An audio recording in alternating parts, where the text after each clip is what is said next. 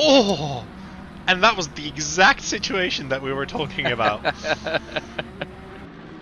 Hello, ladies and gentlemen, and welcome to the ultimate Belgian track that is Zolder. Famous, of course, for the 3 chickens that you can cut the shit out of, which were the only additions from the original GP circuits that was built back in the 60s. Does anybody remember giving this guy clearance to take off? Because he is flying here! That's the first in the 27s. Hakan Roholt, 27.8, 6/10. With the silver category today in the middle, we've got Ryan Greenaway in P1 with a half-second gap to Jacob Hale in P2, and then Dennis McElligott in P3. In the AM category, it's Andy Bentley in first place, followed by Sean Cardus and then Nick Giles in P3. The AM category, of course, the haven of the McLaren, it seems, in the first 4 positions. And overall, of course, we've got absolutely fantastic lap time there. The only man who actually got into the 27s through the entire qualifying, Hakan Roholt. Followed by Ryan Harper, who was, I think, something like 4/10 behind. And then Isaac Santiago in P3.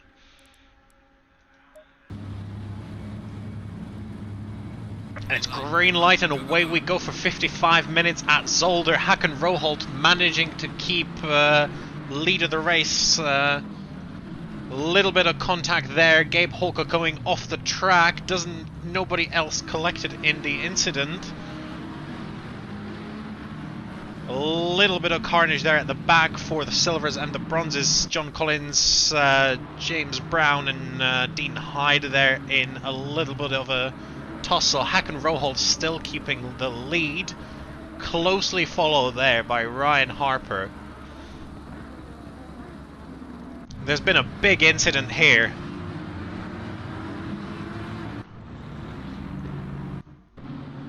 Let's go back and see. What do you think? Do we need to red flag that or not? I'm just looking at it in the replay. I think that is red flag worthy in my eyes. To be honest, that is a couple of cars involved. You want to call it in the chat then? I will do. Well, you've all got a minute to go until the race, until the engines go on again. So if you didn't quite manage your wheeze or your poos or stuff like that, still got a little bit of time. That's a very rapid poo if you're managing to do that in 2.5 minutes. Well, it's green light and away we go. Hakan Roholt gets a really good start there, just like David Lewis. Going back through the field, there's a little bit of a touch again. 2 cars affected, and one of those being Gabe Holka, so he does not get lucky with the race restart. Oh, the irony, he's stuck on the inside this time. Yeah. But it looks nice and clean. There's a little bit of contact here again. Gabe Holka involved, I think, again. Nick Giles, the man who's taken the biggest hit at the back of the field now.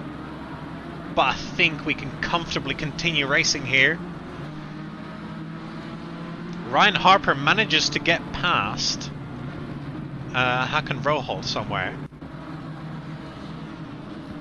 I think that must have been into turns 1 or 2.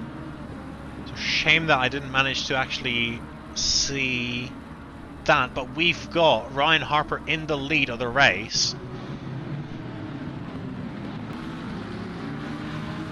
Could there be a 3 wide into turn 1? Eddie Wilkins breaks a little bit earlier, takes the safe route. Not quite safe enough though. Just tags somebody and gets himself spun around. Unfortunate. Jason Daly here making a move around the outside, followed by Gabe Holka. Gabe trying to... That was expertly done there by Gabe.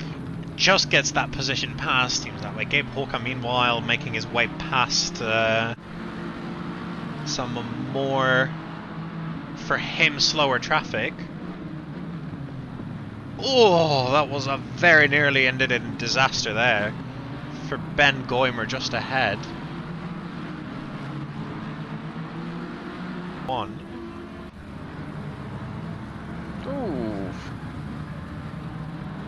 Oh, that's a great opportunistic move from Jacob Hale.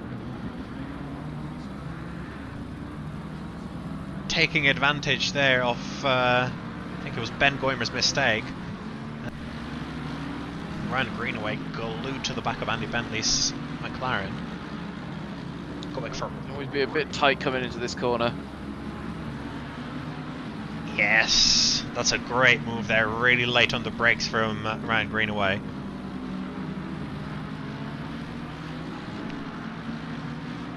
And Andy got a little stuck there, which gives Ben Goymer the inside for the next corner. And a great passing move there as well from him. Yeah, maybe, but drama at the front. That is Hakan Roholt sideways. Oh, what a disaster.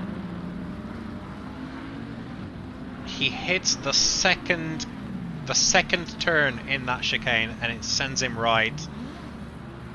That is, as Vertex predicted in the chat earlier, I will quote him, "I'm sure the curbs will claim him at some point."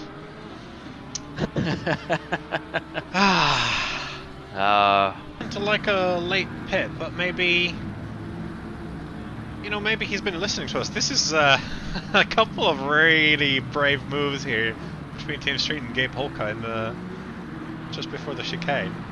Maybe he's been listening to the stream, and maybe he's been listening to some of his friends going, "Hey mate, maybe just cool it down on those tires, yeah."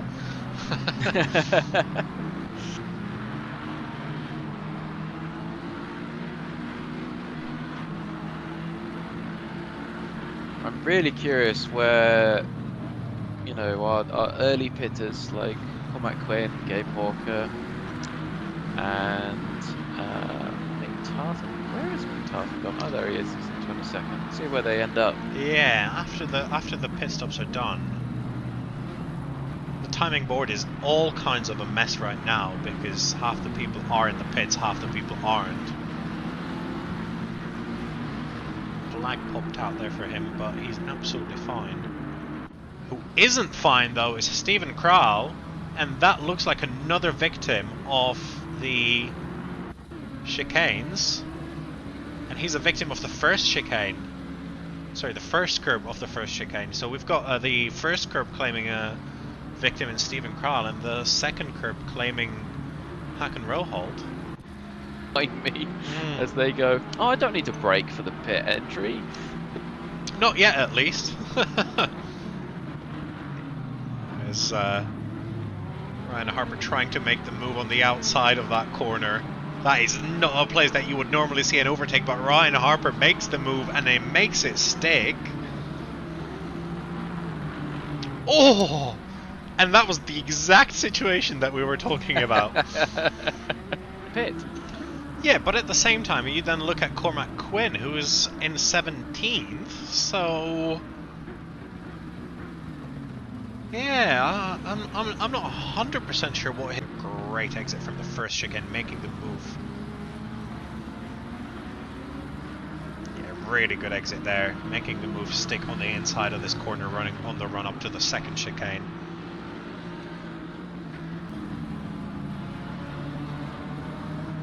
It's a good run through that corner, but David's going to stay on the inside to defensive. Oh, the contact! Contact, they pushes him off. A move has happened! Rich Gasson here, finally getting past Mike Goff through the final chicane. Quick replay on how it's got set up. Mike Goff just brakes a little too late, which allows Rich Gasson the run on the main straight.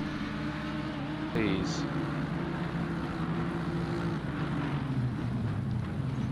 Very deep there from Gabe Walker. put a bigger engine in the car, it will go faster. More fuel as well, so that it can burn more of it.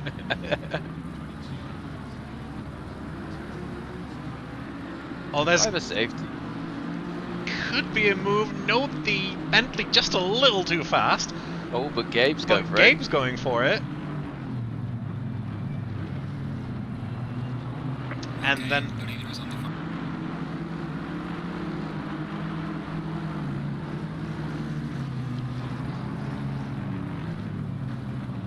every time Gabe brakes so late into that final chicane, I clench my jaw and I expect contact, but every time he manages to get it stopped just in time. Neither of those two cars particularly small, but that is Ryan Harper coming across the line to take the victory, followed by Isaac Santiago and David Lewis, with Hakan Roholt in 4th position. After his spin, 4th position, what a great result actually.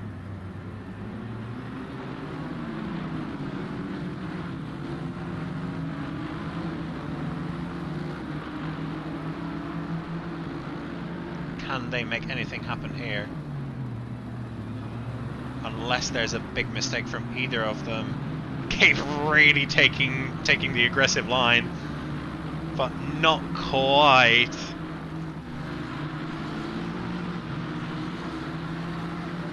Andy Bentley managing to keep the position from Bruce Hopkins. I think that was a change for positions in the last lap as well.